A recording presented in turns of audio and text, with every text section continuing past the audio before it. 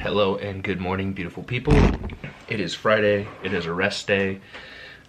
Typically on Fridays, or most rest days, depending on what my schedule looks like, Fridays are wide open because I have no classes whatsoever.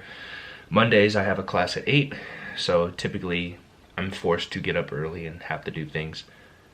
But on Fridays, because I sleep in, which is good. Mentally, I just feel great because of it. My sleep hygiene is slowly getting better. For supplement protocols go. Actually, I should probably grab that. Considering today what I'm going to be talking about. Oh, let's get you to focus. There we go. Is the supplements that I take. And this is usually what I take on prep. It'll change depending on lab work and various other things as well. But for the most part, supplements are always going to be extra. You should really focus on having a nutrient-rich diet that satisfies all your requirements from a macronutrient perspective and a micronutrient perspective. What that basically means is making sure that you get enough protein, enough carbs, and enough fat. And your fat ideally should be coming from healthful sources. I hate to use the term healthy. I like to use the term healthful because there are foods that are more healthful and there's foods that are less healthful. This is usually when we like to label things as clean or unclean, which is a bit of a misnomer, and it also is very misleading because at the end of the day, you could have unclean foods but eat in a balanced way, and I guess your diet could be theoretically healthier than somebody who eats healthy foods, but they eat too much or they eat it in an unbalanced way. They're gaining a lot of weight, and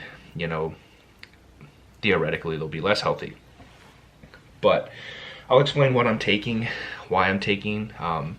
Particularly what I take depends on the cycle that I'm on. Like, say for example, if my liver enzymes start to increase, I'll introduce more liver support.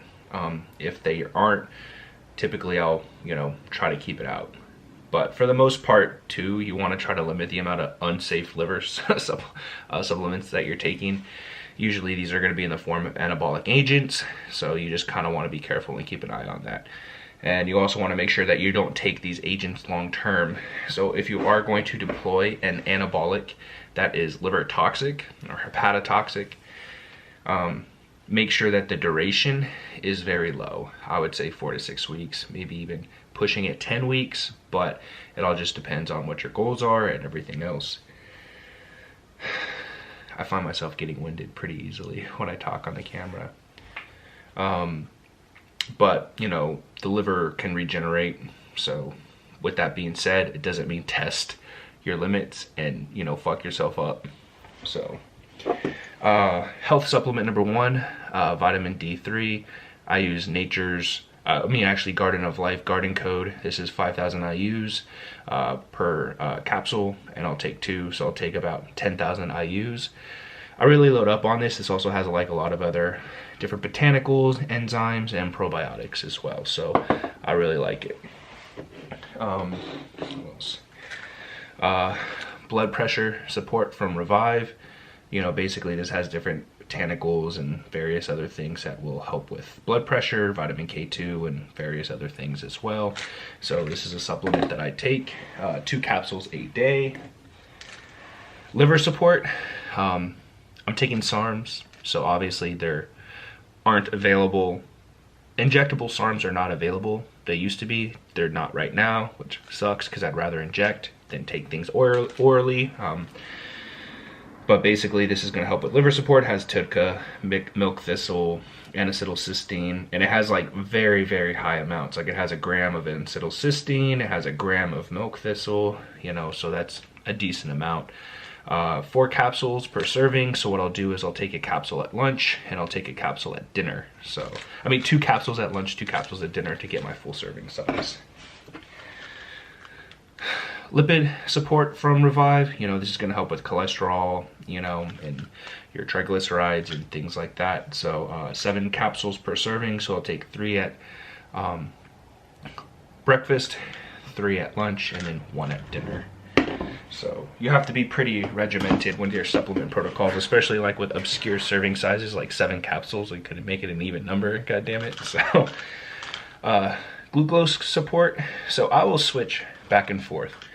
Sometimes I'll take Slin or Slin pills, which, you know, for the most part have the same amount of ingredients as this, or, you know, the same composition. But this I will actually take with a high carb meal.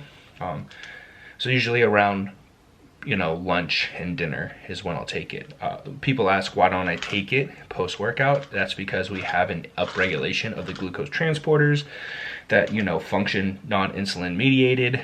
So I would say that it would be almost superfluous to take it at those times. So I really just, you know, like I said, the cells are very, very sensitive and primed for glucose uptake. So I would not want to take this at that time. I would probably have to save it probably for a higher carb meal. So this is 6 capsules per serving. So what I'll do is I'll do 3 and then 3. Now, if I'm having a cheat meal and I'm like literally going balls to the wall, let's say like 100 plus grams of carbs, I would probably just take a full serving at that meal time. So just to kind of keep my bases covered. For sleep, I actually just use this melatonin supplement. It has 3 milligrams per 2 gummies, so it's a gummy. So this is what I do. What I used to do is I used to take the like 2 servings, so like 6 milligrams of melatonin at night. And what I would notice was that would just knock me out into a very, very deep sleep. But then like 2 or 3 hours later, I wake up and I'm like up. So this is a problem because then I had trouble falling back asleep. It'd usually take me 1 to 2 hours. And I won't look at my phone or anything. It's just one of those things. I just have a hard time getting back to sleep. So what I would do is I'll take 3 milligrams or 2 gummies, probably an hour before bed. I'll pass out. And then when I would wake up, if I would wake up, say I would wake up at like 2 or 3, I would take another 2 gummies, and you know, literally within 30 minutes, I'm like back to bed. So that's something that I've experimented with. I didn't look at any research to verify, you know, the utility in doing these type of methods, but sometimes it's just trial and error and practicing new things. But yeah, this is what I do. If I'm like really wired, what I'll do is I'll go and I'll take a little bit of salt, sea salt, I'll put it on honey, some raw honey, and I'll take that down with 2 of these, and usually that does the trick. Theoretically, you know, like I said, if you have like this dysregulation in your diurnal cortisol patterns or rhythms, when cortisol goes up, obviously you're going to be more awake, and that's what happens when you wake up in the morning. Cortisol starts to rise gradually throughout the day, then you have these dips.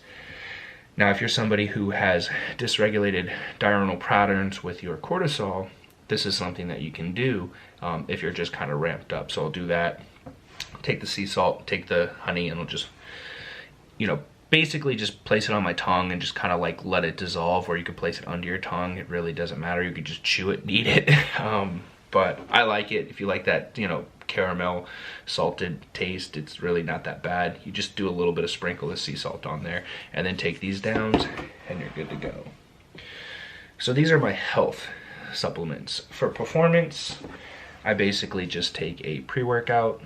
Ideally, for caffeine, you want to shoot from anywhere between 200 to 400 milligrams of caffeine. I believe the metrics is 6 milligrams per kilogram of body weight is like your upper dose. Don't fact check me on that yet because, like I said, I have to look at my sports science notes from when I took it, but ideally that will be the range that you want to look at. So for me, say for example, if I'm 97 kilos times 6, so yeah, I would say that's a very high number. That's putting me at 600 milligrams of caffeine, which is a fuck ton. So we'll just say 4 to 6 milligrams per kilogram of body weight. So very good supplement.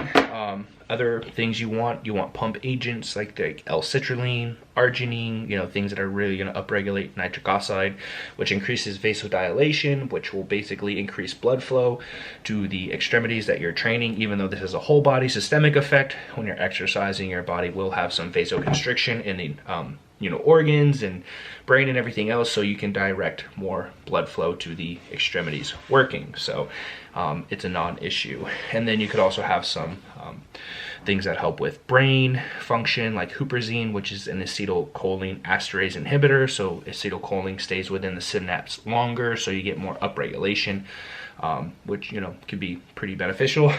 But yeah, so that's what I'm taking too. And then you got things like tyrosine. What I don't want though is beta-alanine, which this one actually does have in there, because that shit makes me itch and I don't like that feeling.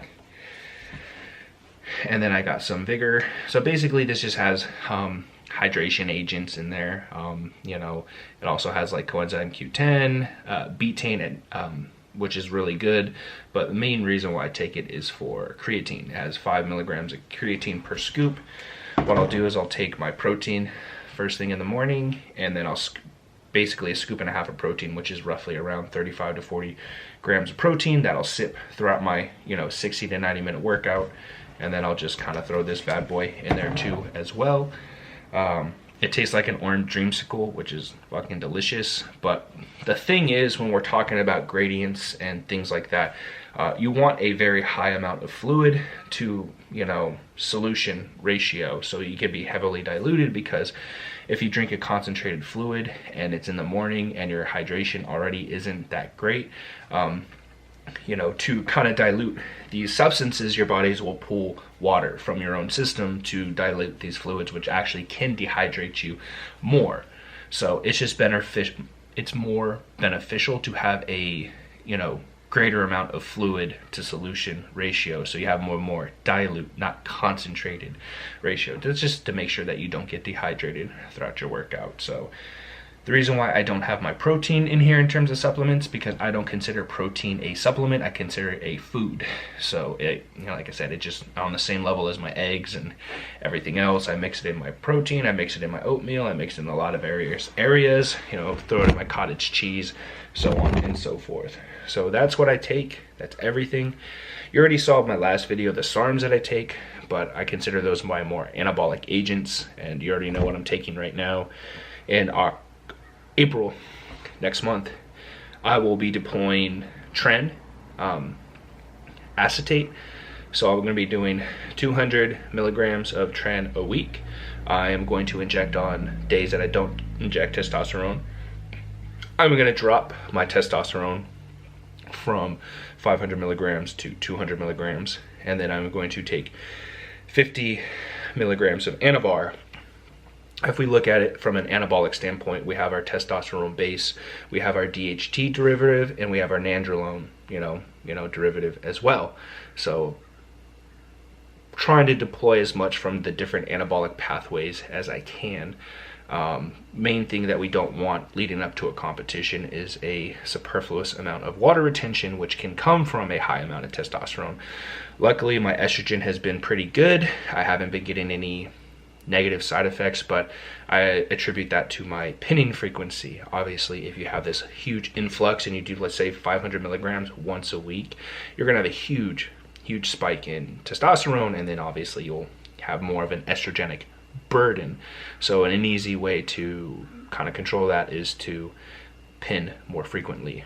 And if you're just one of those people that you just literally cannot get your estrogen under control, one, you might be too fat, because obviously when you have more fat tissue, you have more aromatase enzyme. Aromatase is the enzyme that converts testosterone into estrogen, which isn't necessarily a negative thing. You want estrogen for brain function, for sexual function, for muscle building, for a lot of different reasons, but you just don't want it to be too high, especially if you start to experience a lot of the negative side effects from it. So you just might be too fat.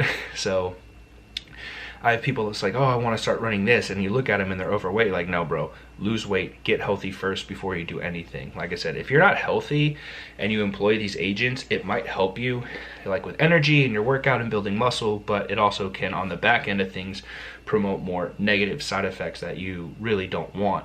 Obviously, with an increased aromatase activity, increased blood pressure.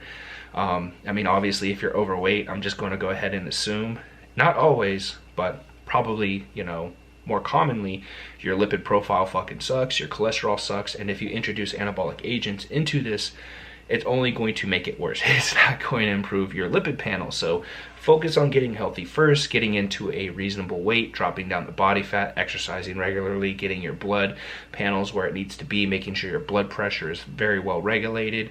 Then and only then start entertaining the idea of introducing anabolic agents, even though I don't recommend you do that. That's something that you really have to decide on your own, and understanding that there are inherent risks involved. And even though we can mitigate them, you never know long term what the effects are going to be, you know, in terms of the development of atherosclerosis and all these other type of things that you probably are, you know, pigeonholing yourself into because you might have a predisposition to it, be a family history, so on and so forth, a genetic SNP that just makes you more vulnerable to these types of things. So get as much data as you can, get as healthy as you can before you start to deploy these type of agents and stuff. And because I'm taking an oral right now, with the SARMs, which I'm going to drop out in April because I'm going to be taking the Tren and the Anavar, I'm going to increase my liver work, and I'm probably going to add some stuff for kidney function too as well. I actually have some kidney food that I take, but my kidney function's been great. My GFR is high, my creatinine is